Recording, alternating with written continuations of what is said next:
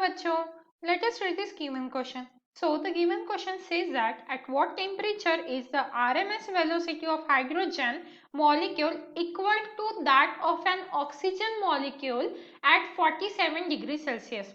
तो देखिए बच्चों, यहाँ पे हमें ऑक्सीजन और हाइड्रोजन दिया हुआ है और हमसे कहा गया है हमें टेम्परेचर फाइंड आउट करना है फॉर हाइड्रोजन उस टाइम के लिए, मतलब उस टेम्परेचर के लिए जब हाइड्रोजन की वेलोसिटी आरएमएस वेलोसिटी ऑक्सीजन के आरएमएस वेलोसिटी के इक्वल रहेगी।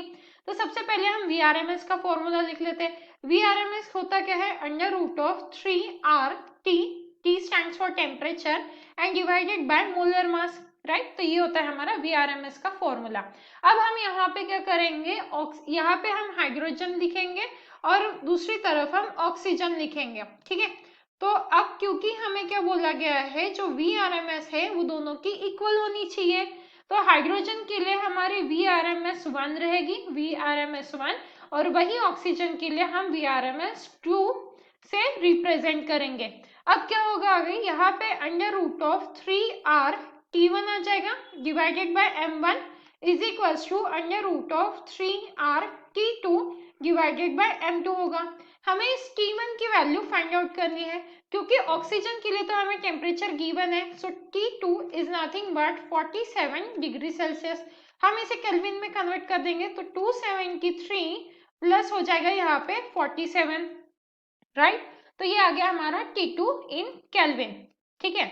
अब हम क्या करेंगे, वैल्यूज को सब्स्टिट्यूट करेंगे। देखिए सबसे पहले कॉमन चीजें कैंसिल आउट कर देते हैं, जैसे स्क्वायर रूट कैंसिल हो रहा है, 3r कैंसिल हो रहा है, बचा क्या हमारे पास यहाँ पे T1 by m1 is equals to T2 by m2, और हमें निकालना क्या है, T1 की वैल्यू निकालनी है। तो T1 के टर्म्स में लिख लेते हैं, T1 इज इक्वल्स टू हो जाएगा T2 upon m2 into m1।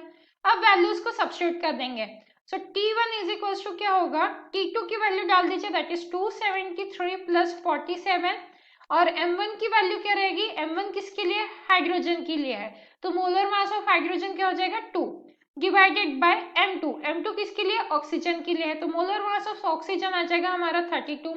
तो ये 2 से 32 कैंसिल हो गया, तो ये 16 बचा, इज इक्वल्स टू, इसे सॉल्व करेंगे तो हमें क्या मिलेगा 320, राइट, डिवाइडेड बाय क्या बचा 16। अब 16 टू जो होता है 32 एंड ये 0, दैट मीन्स 20। सो यहाँ पे आंसर आता है 20 केल्विन। अब 20 केल्विन मतलब ऑप्शन बी हमारा राइट आंसर हो जाता है, right. So I hope you understood it well. All the best.